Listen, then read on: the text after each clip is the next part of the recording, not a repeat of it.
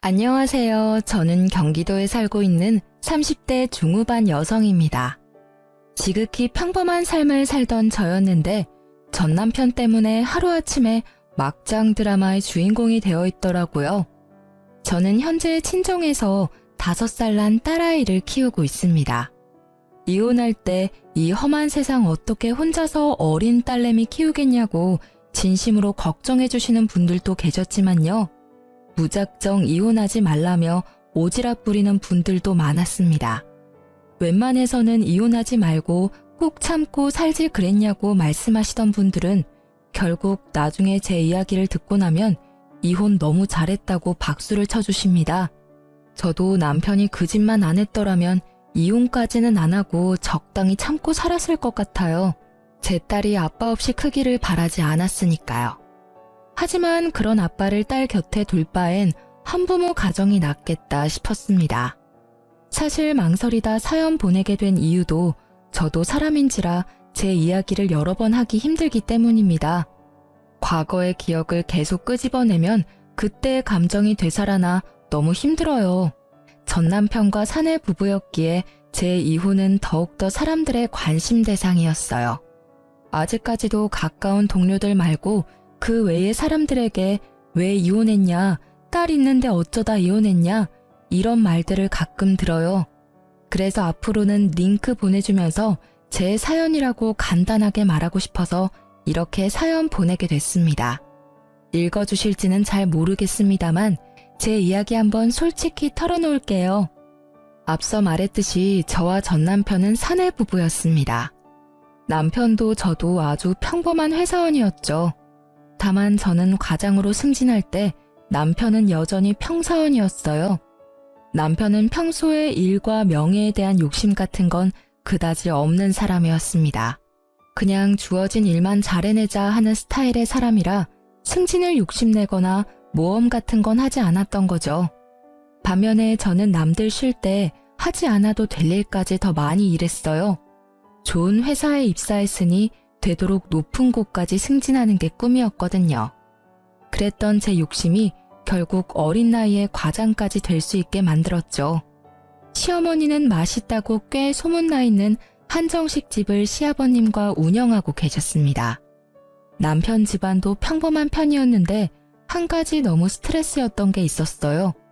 결혼 전에는 몰랐는데 결혼 후 그 점이 엄청 두드러지더라고요. 바로 요즘 세상이 어떤 세상인데 시골 사람인 시모는 너무나 지독한 남아 선호 사상을 가지고 계셨습니다. 아가, 넌 다른 거 다 필요 없고 그냥 아들만 낳으면 돼. 네? 아들이 최고야. 지금은 잘 모르겠지? 근데 나중에 알게 돼. 안 그래요, 여보? 그렇지. 아무렴 아들이 최고지. 저는 만약 애를 낳아도 성별 상관없이 똑같이 사랑스러울 것 같아요. 그리고 아기 성별이 뭐 제 마음대로 되는 게 아니니까요. 시부가 평소에도 시모한테 잡혀 살고 있어서 그런지 몰라도 언제나 어머님 옆에서 듣기 좋은 맞장구만 치셨습니다.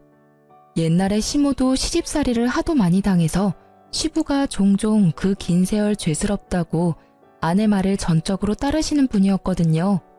반면에 맞장구를 치지 않고 항상 솔직한 의견을 말하는 제게는 시모가 가끔 눈을 흘기며 못마땅해 하셨죠. 얘야, 넌 어쩜 어른이 말하는데 그렇게 꼭 따박따박 네 의견을 덧붙이고 싶니? 어른들 말씀 떠받들고 그러려니 해야지. 마음가짐이 틀려먹었네.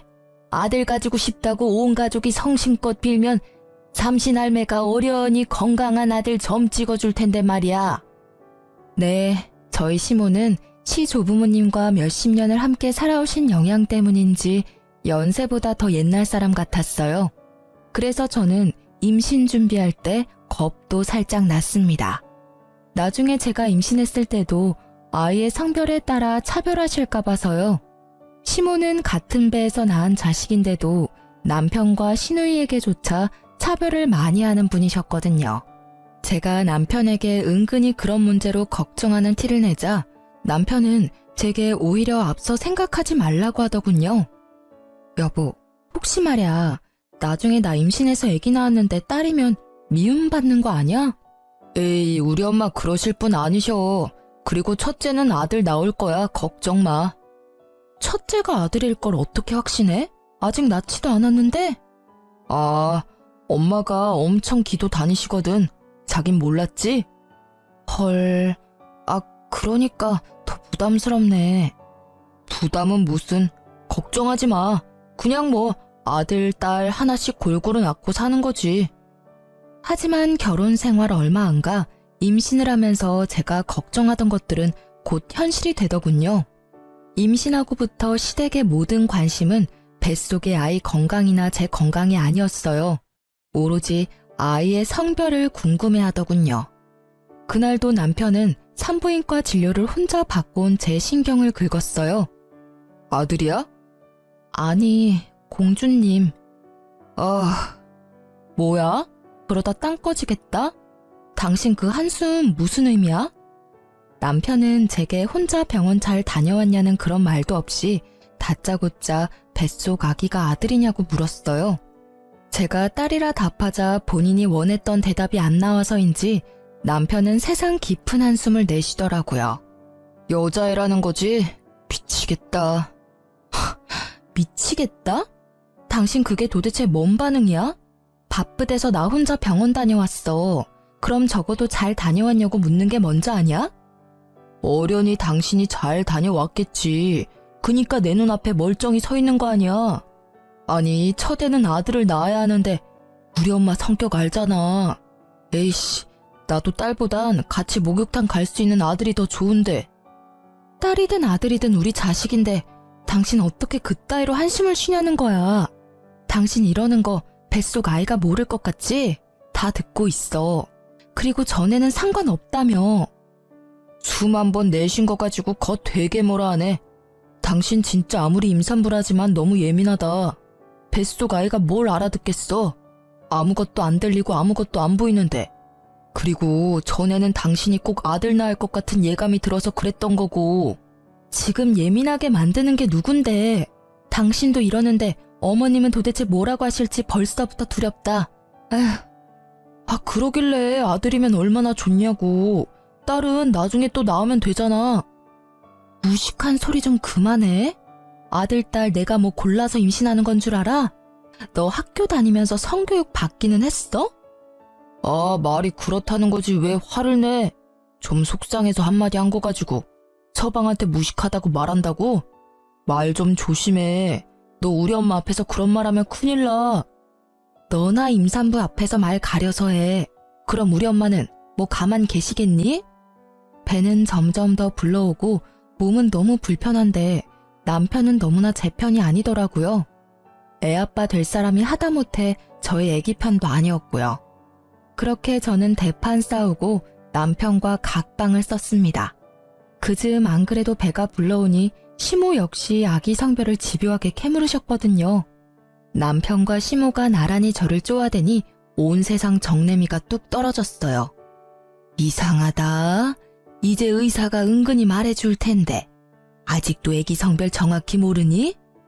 네, 어머님. 참나, 너가 나한테 말해주기 싫은 건 아니고? 안 되겠다. 다음 진료 때는 내가 병원에 따라가마. 아들인지 딸인지 내가 직접 두 눈으로 확인해야겠어. 어머님, 저 좀 그냥 놔두시면 안 돼요? 뭐? 출산날까지는 더 스트레스 안 받고 싶어요. 스트레스라니? 내가 언제 너한테 스트레스를 줬냐? 어머머, 너 정말 웃긴다. 너 괜히 날 나쁜 셈이 만들지 마라. 누가 들을까 무섭다 얘. 어머님 저한테 매번 전화하실 때마다 아들인지 딸인지 물어보셨잖아요. 한 번 더 물어보시면 저 스트레스 받아서 기절할지도 몰라요. 어머, 협박하니 지금? 어머님, 저 건강하게 출산하고 올게요. 그때까지만 배려 부탁드려요. 저는 끝끝내 출산날까지 아이의 정확한 성별은 시댁에 절대 비밀로 했습니다. 각방 쓰는 남편에게도 똑똑히 경고했어요. 출산일까지 절대 안정 취하고 싶으니 뱃속의 아이의 성별은 비밀이라고요. 만에 하나 시모께 딸이라 미리 말하면 당장 이혼이라고 신신당부했습니다. 남편은 이혼은 하기 싫은지 제 말을 잘 듣더라고요. 그렇게 출산일까지는 별일 없었어요. 일어났어? 엄마, 아빠는 아직 못 오셨어. 열심히 달려오시는 중이야. 우리 딸 장하다. 너 닮은 예쁜 공주님 낳은 거 너무 축하해. 우리 딸 이제 엄마도 됐고 다 컸네. 고마워요, 엄마. 애기는 건강하지? 그럼 다행이다. 다행이긴 한데 너 애기 울음소리 듣고 바로 기절했었어. 얼마나 아팠으면 내 새끼. 엄마 깜짝 놀라서 울 뻔했잖아. 근데 꾹 참았어. 우리 딸도 안 우는데 내가 울면 안 되니까. 황서방도 병원 앞이랬어. 곧 올 거야. 정말 고생 많았다. 건강하게 아이를 출산하고 정신 차린 저는 친정엄마의 따뜻한 손을 꼭 붙잡고 있었죠. 그런데 어디서 서러운 울음소리가 들려오더군요. 그 소리는 곧 제 병실과 가까워졌고 저는 그게 시모의 울부짖음이라는 걸 단번에 알 수 있었습니다. 첫 손주가 딸이라니. 자식은 아들만 있으면 된다는 말을 달고 살았던 아들바라기 시모는 역시나 제가 딸을 낳았다는 소식에 어디 초상난 듯 병원에서 오열을 했습니다. 시모가 엉엉 우는 모습에 어디 누가 돌아가셨냐고 지나가는 다른 환자나 보호자들이 조심스럽게 물어보기까지 했어요. 당연히 친정 부모님께서는 그 상황을 엄청 불쾌해하셨어요. 저는 힘이 없어서 뭐라 말도 못하고 병실 침대에 누워서 시댁 식구들에게 눈길도 안 주고 천장을 바라본 채 주먹만 불끈 쥐고 있었죠. 남편은 옆에서 그 상황을 수습 안 하고 뭘 하고 가만 서 있는 건지 너무 화가 났습니다. 아이고, 어쩜 좋아. 아이고, 딸이라니, 계집이라니. 아니, 사돈, 정말 너무하신 거 아닙니까? 건강하게 출산한 내 딸 고생했다 격려는 못해줄 망정 귀한 손주 태어난 날에 뭘 그렇게 서럽게 울어요? 갓 태어난 애보다 더 우는 게 지금 말이 됩니까? 어디 초상 났어요? 그 상황에 눈치 없이 시누이까지 제가 딸을 낳았다고 속상한 티를 내더군요.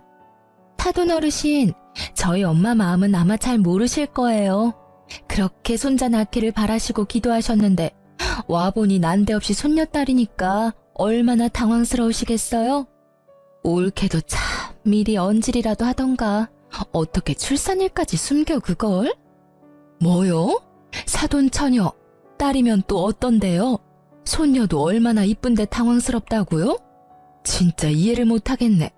계속 그렇게 우는 소리 하면 저희가 뭐가 됩니까? 아이고 답답해. 사돈, 내가 오죽하면 이러겠어요. 그렇게 아들만 낳아달라고 부탁을 했는데 그게 어렵습니까? 대단한 며느님께서 괘씸하게도 뱃속에 애가 여자인지 남자인지 출산일까지 말을 안 해서 이 사단이 났잖아요.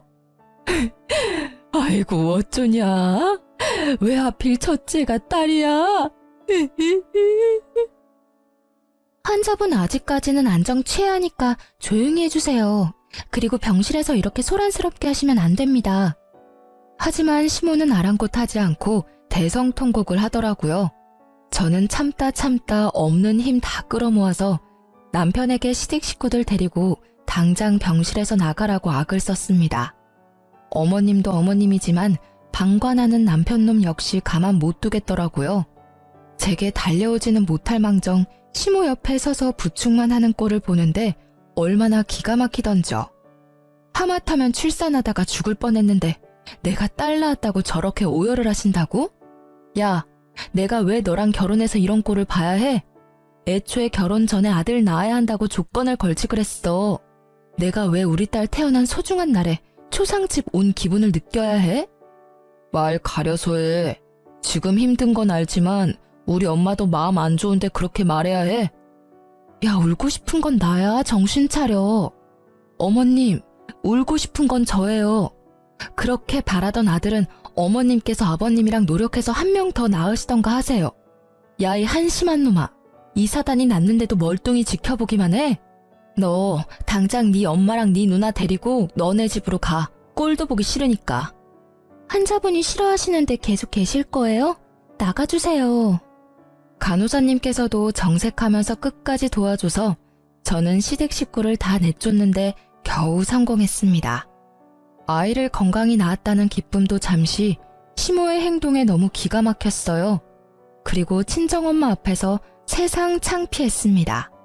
저는 남편에게 곧바로 문자를 남겼어요. 아이 얼굴 절대 시모한테 보여주기 싫다고 혹여나 애기 얼굴 보러 올 생각은 꿈에도 하지 말라고요. 그 후로 친정 부모님이 번갈아 병원에 와주셔서 그나마 안정을 되찾았습니다. 그런데 제가 뭐 반대한다고 해서 시댁에서 아기를 못 보러 오겠습니까? 그 난리를 피워놓고는 또 아기를 보러 오기는 했대요. 친정 부모님 말씀으로는 남편은 다리에 힘이 풀려서 주저앉아서 기뻐하며 울었답니다.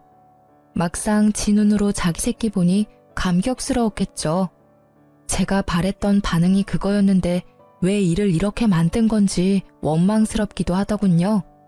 그리고 시모와 시누이는 저와 남편 적절하게 반반 섞여서 너무 귀엽고 사랑스럽다며 한참을 자리를 뜨지 못했다고 합니다. 친정엄마께서 그 모습을 직접 보는데 어이가 없으셨대요.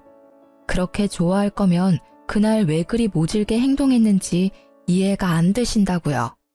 저는 병원 태어나는 날까지 남편 놈과 시댁 식구들은 절대 보기 싫다 했어요.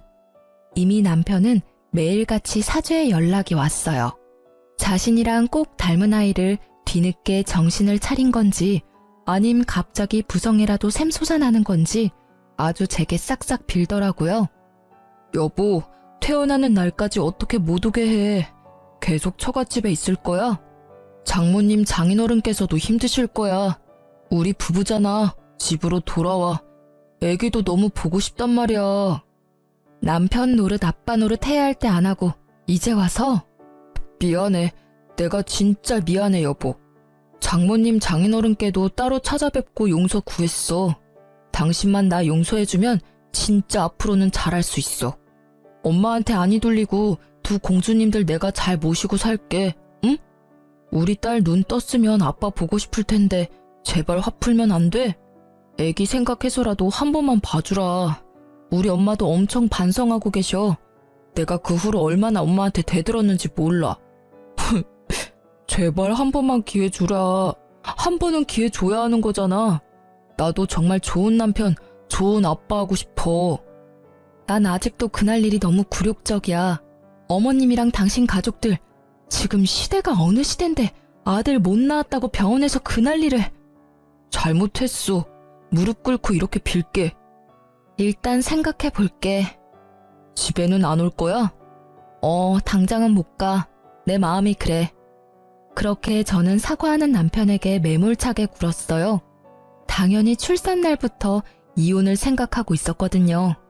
그렇게 마음이 상했는데 사과한다고 해서 바로 없던 일이 되거나 제 마음이 회복되지는 않으니까요. 그런데 어머님은 사과하러 오셨다가 눈뜬 저희 딸을 보더니 아주 딴 사람이 되시더라고요. 애가 어쩜 이렇게 예쁘게 태어났니? 아이고 그랬어요 우리 공주님. 뭐가 그렇게 궁금해서 눈이 동그래졌어. 할미야, 내가 네 친할미다. 알아보겠어? 어이구 지난번에 봤을 때보다 더 볼이 오동통해졌네. 언제 할미라고 불러줄래? 갓난 애기가 뭘 안다고 끊임없이 말을 거는 시모의 마음이 결코 거짓은 아니라고 생각 들더라고요. 시모는 아이가 눈을 깜빡이기만 해도 좋아서 어쩔 줄 몰라 하시며 조심조심 아기 곁을 맴두셨어요. 그 모습을 보는데 벼랑간 눈물이 핑 돌더라고요. 저한테 왜 그렇게 모질게 구셨어요? 애기 이렇게 예뻐하실 거면서요. 그러게나 말이다. 내가 한치 앞을 모르고 말이야. 미안했다.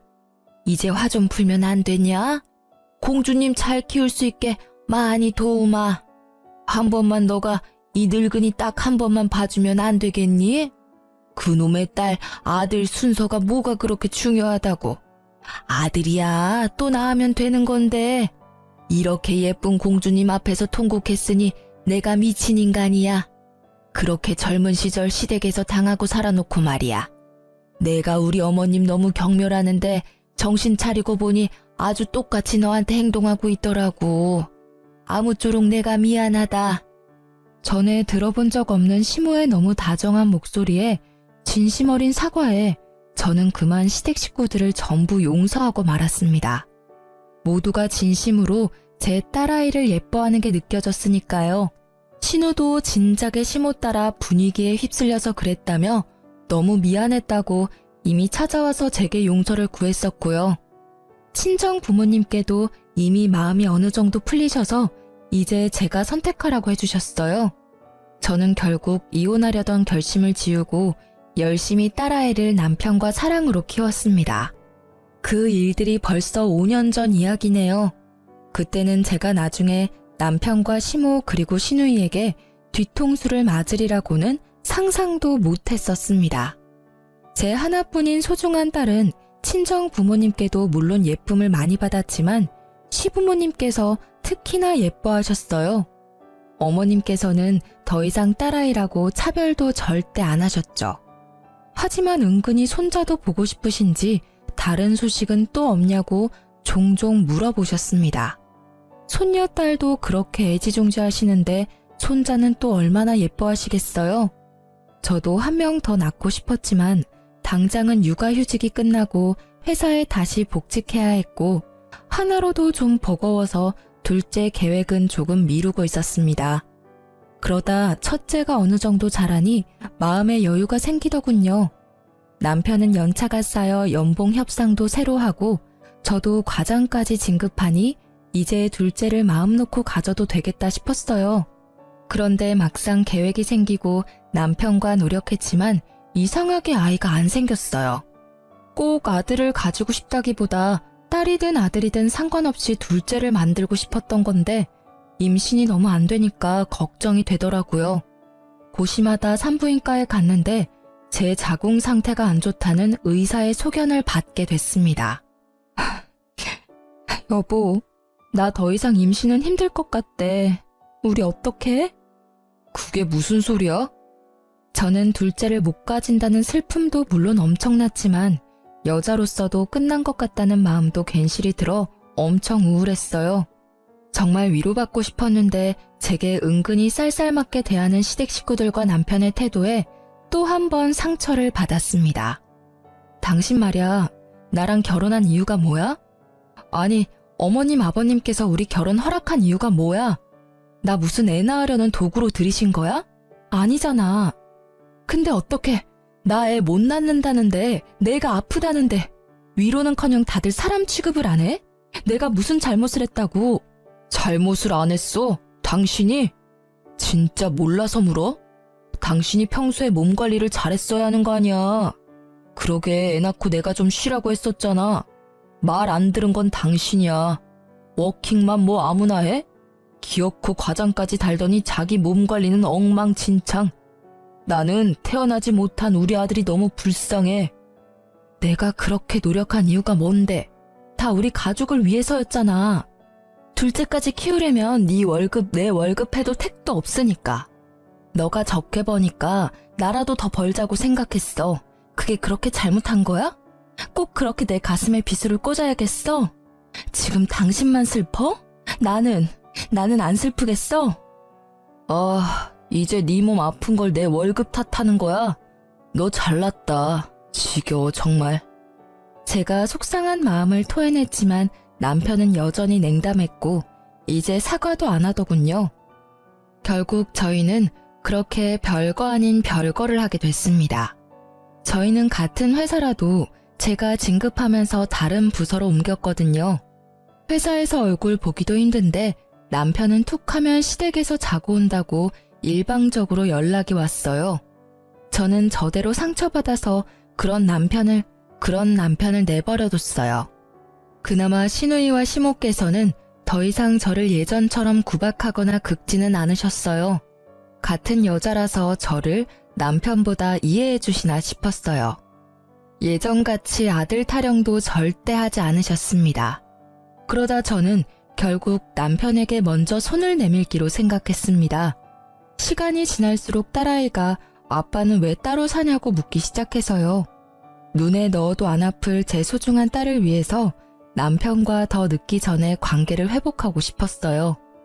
물론 남편이 여전히 미워 죽겠는 건 변함없었습니다.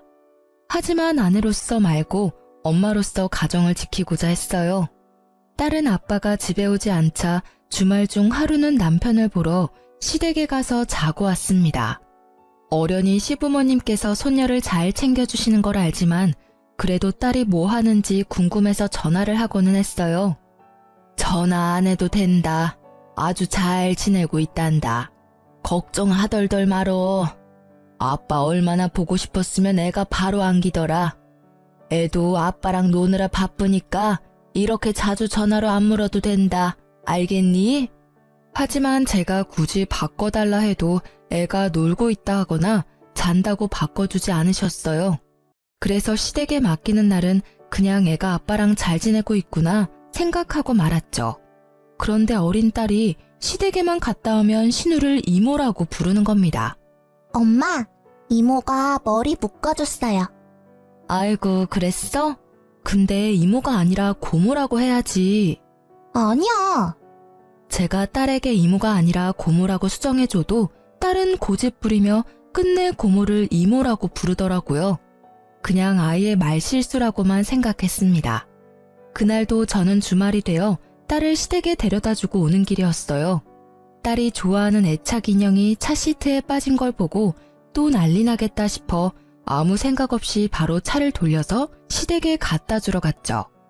운전하면서 생각해보니 남편과 이 핑계로 얼굴 마주보고 얘기라도 잠깐 나눌 수 있겠다 싶었어요. 시댁은 마당이 있는 전원주택이었는데요. 손녀딸 왔다 갔다 뛰어놀라고 현관문을 시모가 다 열어놨더라고요. 하필이면 벗기 힘든 롱부츠를 신었던 터라 신발을 벗기 위해 한참을 서 있었죠. 그런데 안에서 딸아이 목소리가 들리더라고요. 반가운 마음에 얼굴만 빼꼼히 들어 거실 쪽을 쳐다보는데 웬 모르는 여자가 남편이랑 나란히 딱 붙어 있는 겁니다. 자기야, 과일 먹어봐. 아, 맛있네? 내가 먹여주니까 더 맛있지? 당연한 말씀, 우리 예쁜이. 그 행동과 대화는 누가 봐도 보통 사이가 아닌 듯 했어요. 이미 봤으면서도 속으로는 아니길 바랬지만 제 딸이 그 여자에게 이모라고 부르는 모습에 남편이 외도 중이란 확신이 들었어요. 어디서 몰래 바람 피는 것도 아니고 남편 놈이 작정하고 시댁에서 심지어 내 딸 앞에서 상간녀랑 히히덕거렸다는 사실에 화가 머리끝까지 났습니다. 상간녀에게 이모라는 호칭까지 붙여주고요. 활용점정으로 그 순간 시모의 목소리가 들렸습니다. 이제 우리 시은이가 이모 말고 엄마라고 부르는 습관을 들여야 할 텐데 엄마 해봐 시은아. 싫어. 엄마는 집에 있어. 어머니 아직 일러요. 아직 그 사람이랑 이혼도 안 했는데 차근차근 진행해요. 시은이 혼란스럽겠어요. 그래도 우리 새애기가 듣기 서운하잖니. 곧 엄마 될 사람이 얜데. 어머님, 저는 괜찮아요. 저 금방 신이랑 친해질 자신 있어요. 이렇게 저를 잘 따르잖아요. 엄마라고 금방 불러줄 거예요. 그치, 시은아? 그 장면에서 저는 피가 거꾸로 솟는다는 기분을 잘 알게 됐습니다. 살면서 그렇게 분노해 본 적 없었거든요. 당장 시댁 들어가서 다 엎고 싶더라고요. 하지만 어린 딸에게 평생 그 장면이 트라우마로 남을지 모르겠다는 생각도 들더라고요. 또 제가 방금 보고 들은 것 외에는 제게는 남편의 외도에 대한 아무런 정보도 증거도 없었으니까 저는 그대로 물러날 수밖에 없었어요. 이를 꽉 깨물고 겨우 참아서 시댁을 빠져나왔죠. 저는 곧바로 비싼 돈 주고 흥신소에 의뢰했습니다. 아주 사소한 것부터 결정적인 것까지 상간녀 정보와 남편의 행적들을 탈탈 털어서 증거를 차곡차곡 수집했어요. 그리고 둘이 어떻게 만나게 됐는지도 알아봐 달라고 했죠. 돈이 있으니 세상 참 못 알아볼 게 없더라고요. 제게 돈이라도 없었으면 어쩔 뻔했나 싶었습니다. 상간녀는 꽤 유명한 헤어샵의 수석 디자이너였습니다. 저는 우선 상간녀부터 참교육하려고 그 샵의 원장에게 비싼 돈을 주고 예약을 했습니다. 제가 시술 받으러 가니 상간녀의 표정이 일그러지더라고요. 제 얼굴은 모를 줄 알았는데 어떻게 알고 있었나 봅니다. 정확하지는 않지만 저는 웃으면서 상간녀가 들리게 원장에게 말했습니다. 원장님, 제 남편이 바람을 피고 있는데요. 제가 곧 그 상간녀 참교육시키러 갈 거거든요. 그러니까 머리 예쁘게 좀 해주세요. 네, 고객님 진짜 잘 오셨어요. 저만 믿으세요. 제가 진짜 끝장나게 우아하고 고급스럽게 해드릴게요. 마음 단단히 먹으셔야 해요. 원장은 신나서 상간녀 흉을 보더라고요. 그러자 상간녀는 묘한 눈빛으로 저희 쪽을 힐끔거렸습니다. 그런데 저기 저 디자이너는 내가 어디서 뵌 것 같은데 낯이 많이 익네요? 혹시 저희 어디서 봤던가요? 네? 아니요, 초면입니다. 제가 좀 많이 흔하게 생겼어요. 상간녀의 반응을 보니 상간녀는 틀림없이 제 얼굴을 아는 듯 했어요. 원장의 시술이 끝날 때까지 상간녀는 본인 손님에게 실수할 만큼 제게 온 신경이 쏠린 듯 했어요. 아, 죄송합니다. 뜨거우셨죠? 아니, 오늘 왜 그래 너? 정신 어디다 두고 왔어? 오늘 좀 일찍 퇴근해도 될까요? 몸이 안 좋아서요. 실수를 타박하는 원장에게 몸이 아프다며 미꾸라지처럼 빠져나갈 궁리를 하더라고요. 그걸 저는 가만둘 수 없었죠.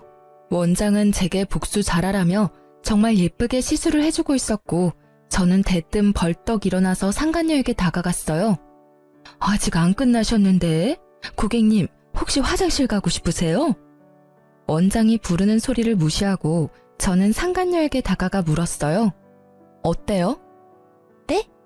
엄청 예쁘세요. 저희 원장님 정말 잘하시죠? 그럼 이건 어때요? 저는 상간녀의 뺨을 있는 힘껏 내리쳤습니다. 고객님, 왜 이러세요? 상간녀는 그러고도 한참 아무 말을 못하더라고요. 그녀만 뺨 맞은 이유를 알고 있으니 원장은 자기 직원 보호하겠다고 감싸더군요. 웅성거리는 소리는 전부 저를 향해 있었습니다. 뭐야? 저 여자 갑질하는 거 아니야? 직원 뺨을 갑자기 왜 때려? 얼른 경찰 불러야. 저는 그때 모든 사실을 폭로했습니다.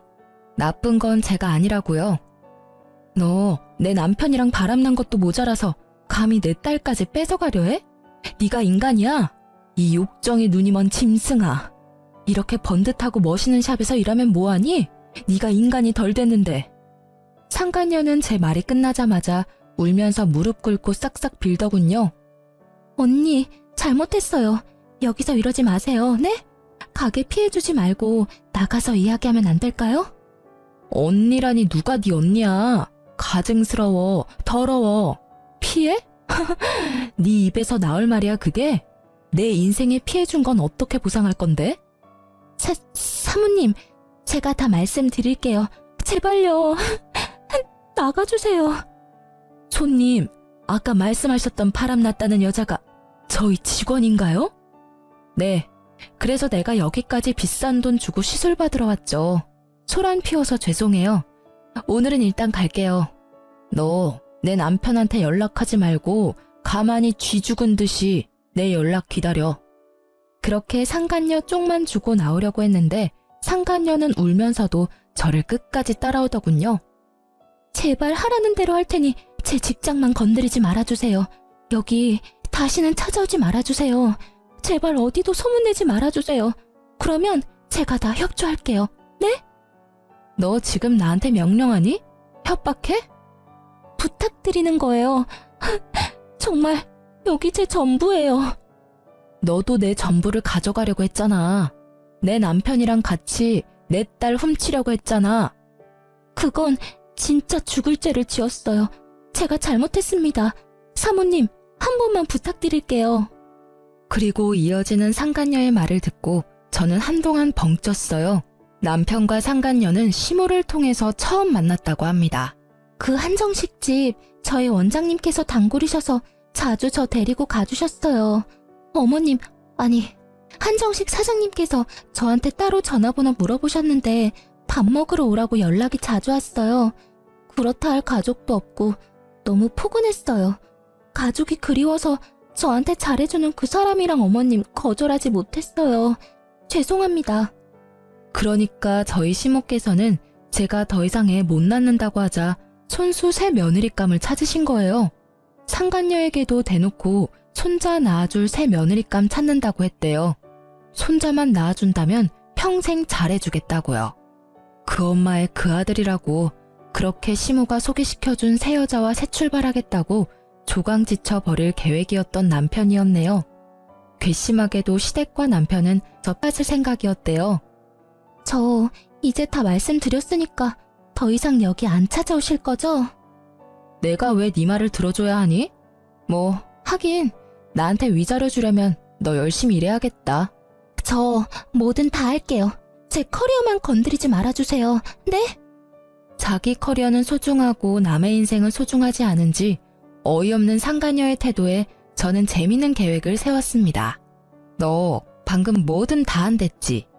네, 뭐든요. 저는 회사 미팅 시간에 상간녀를 초대했습니다. 지금 생각해보면 저까지 회사 잘릴 위험이 있던 거였는데 그때는 복수에 눈이 멀고 정말 절박했었나 봐요. 상간녀는 아무것도 모른다는 얼굴로 저희 회사에 찾아와서 남편 이름을 대며 남편을 찾았습니다.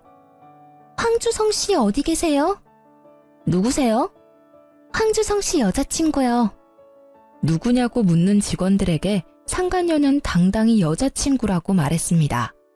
회사에 와달라고만 했지 그런 건 시키지도 않았는데 상간녀는 알아서 남편을 골탕 먹이더라고요.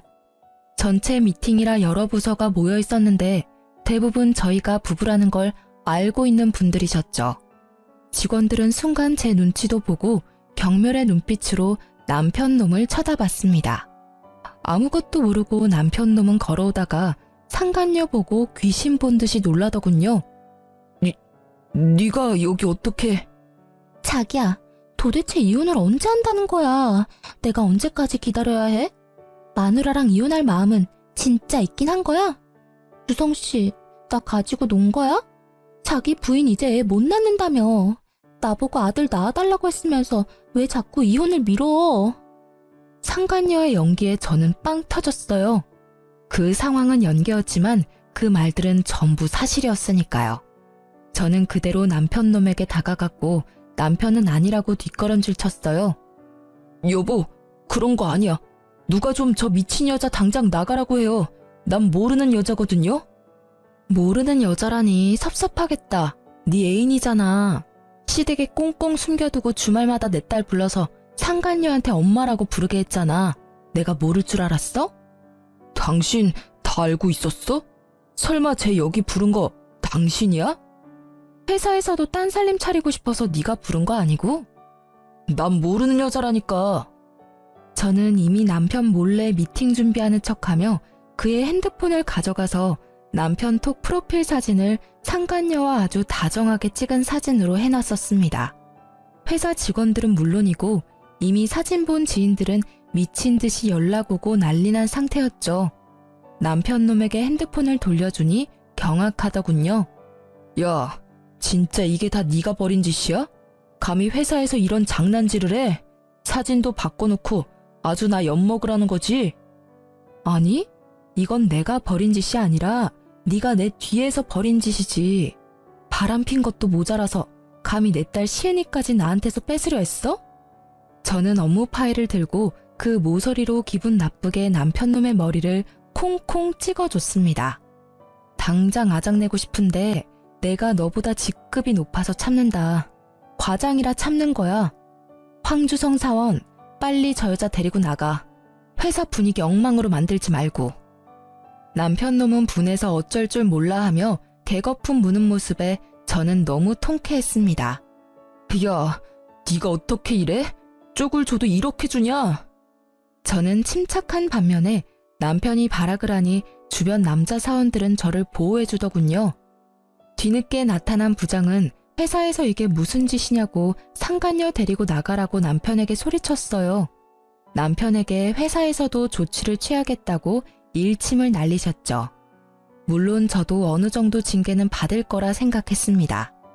그렇게 울그락불그락하는 남편에게 상간녀는 머리에 꽃다네처럼 팔짱을 끼자 남편은 상간녀의 뺨을 내려치고 씩씩거리면서 나갔어요. 상간녀는 제게 아련한 눈빛으로 이 정도면 됐냐고 묻는 듯 했습니다. 그 후로 남편은 불륜으로 큰 무리를 일으켜 권고사직 권유받았어요. 왜 과장이 벌인 일에 본인이 피해받아야 하냐고 남편은 부장님이랑 싸웠답니다. 부장님이 남편한테 바람을 과장이 피웠냐고 역으로 질문하셨대요. 그러자 전 남편 놈은 한마디도 대답 못했다고 하더라고요. 바람 핀 놈이 더 성낸다며 부장께서 더 회사 어지럽히지 말고 알아서 퇴사하라 하셨습니다. 남편 놈은 정말 가관인 게 제 발로 퇴사해놓고 상간녀 직장에 가서 똑같이 난동을 부렸대요. 왜 자기 배신했냐고요. 소문 들어보니 상간녀는 참지 못하고 맞서서 당신 때문에 상간녀 소송당해서 위자료 물어야 한다고 개싸움을 했다고 합니다. 제가 다녀간 후로 그 샵의 원장이 상간녀 일 잘한다고 쉬쉬하려고 했다는데 그 일로 결국은 상간녀는 샵에서 잘렸다고 합니다. 둘 다 자업자득이죠. 저는 상간녀가 그나마 제게 협조를 잘해줘서 이혼 소송도 이기고 위자료를 받았어요. 양육권도 당연히 제가 가지게 됐습니다. 한동안 전 시모는 손녀딸도 못 봐서 우울하다고 우는 소리 하면서 연락이 왔어요. 그 사단을 만든 게 본인이면서 다시 합치라고 하는 전 시모의 말에 어이가 없었습니다. 내가 요즘 일도 손에 안 잡혀. 우리 공주 못 본 지 너무 오래됐잖아. 너희가 이혼했어도 우리는 여전히 가족이잖아. 응? 가족이요? 쓸모없어지니 뒤통수 치고 버리라고 한 게 가족인가요? 어머님 참 뻔뻔하시네요. 저희 가정 풍비박산 난 데에는 어머님이 가장 공 크시잖아요. 이젠 이혼도 했으니 당당하게 새로운 며느리감이나 또 찾아보세요. 꼭이요. 이번엔 손자 꼭 얻으세요. 저는 친정 부모님이랑 제 보물 같은 딸과 현재 잘 지내고 있습니다. 파란만장했던 결혼 생활 때문에 더 이상 재혼은 없을 것 같아요. 그냥 일하는 재미와 딸 키우는 재미로 이번 생은 만족하려 합니다. 사람의 욕심은 끝도 없다죠. 결국 시모의 손자 욕심, 남편의 아들 욕심이 이 처참한 결과를 만들었다고 생각해요. 전 남편과 전 시모를 보면서 하나 깨달은 인생 교훈은요. 누군가의 뒤통수를 치면 곧 그게 부메랑이 되어서 다시 본인에게 날아온다는 거예요. 친절과 선행은 베풀지는 못해도 악행과 배신은 살면서 절대 하지 말아야 해요. 저도 착하지는 못해도 남들 피해 안 주며 정직하게 딸아이 열심히 키우도록 하겠습니다. 지금까지 제 긴 사연 들어주셔서 너무나 감사합니다.